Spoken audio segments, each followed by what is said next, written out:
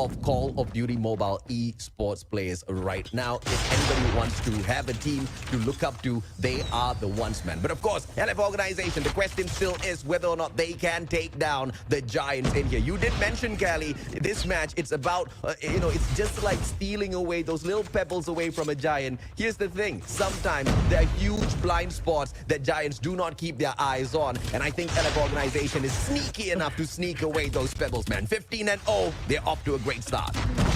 You're making me tingle, you're making me tingle, AJ, and this is going to be a really interesting narrative now to the point that you're going to see LF Organization step up early as they get this enormous lead. And I love this position that they've been able to use. They got the trailer control, which will not be now in their favor as they go drop down, but then again, they're able to quickly recover and take that away from Blacklist Ultimate, and now they're on their way to get this flag captured or this hardpoint captured, but no, they will not. They will not settle for less. They're going in to invest. Here's this P2 rotation, and this is going to be a really great first stand as Blacklist is about to be on their way.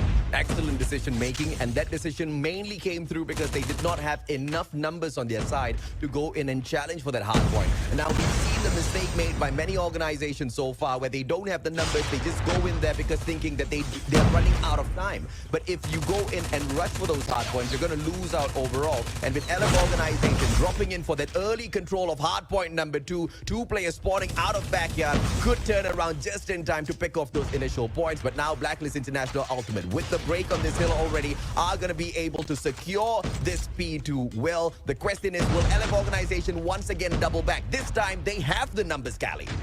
Yeah, they have the numbers, and not only that, they got this core trick used that Dragonfire is going to be very, very handy to open up and reveal the general location of Blacklist Ultimate inside his hardpoint. Final 16 seconds, what's going to be the main priority? Looks like they're going to clean up this P2, try to get a little bit more points onto that, but it looks like they will be double backing once again, AJ. They're looking to get this trailer control, and now 2 seconds, make that 8 is this hardpoint about to open up. And again, LF Organization, this is going to be the third time that they're gonna be here first at the hardpoints. Let's see how well they stand up. P3 opening up. I don't really like the decisions being made so far, and this is once again a very early rotation in towards the next hill, and LF Organization opens up. But the question is, once Blacklist International comes knocking on the door, will they once again back away and not step back in here? Good break by Yobabs. Blacklist International Ultimate now, they have the hill once again, and the question is, LF Organization, will they go in for the challenge, or will they run away Skerd for the 3rd time in a row? Blacklist International Ultimate now reaching the 75-point mark. Doesn't matter in half point, but you need to see exactly who dominates. And this time round, LF Organization does not back away. Great break by Bench. The Sparrow on for the pop and immediately drops by the shooting range to make sure they shut down all of the approaches by Blacklist International Ultimate, which only means they'll close off this hard point and they force Blacklist for an early rotation instead. This is LF Organization fighting back, Callie. Yeah, and they're not backing down at all, and that P3 rotation is going to be a huge statement for them. Now's the chance for them to get this one through and stun Blacklist International Ultimate once again.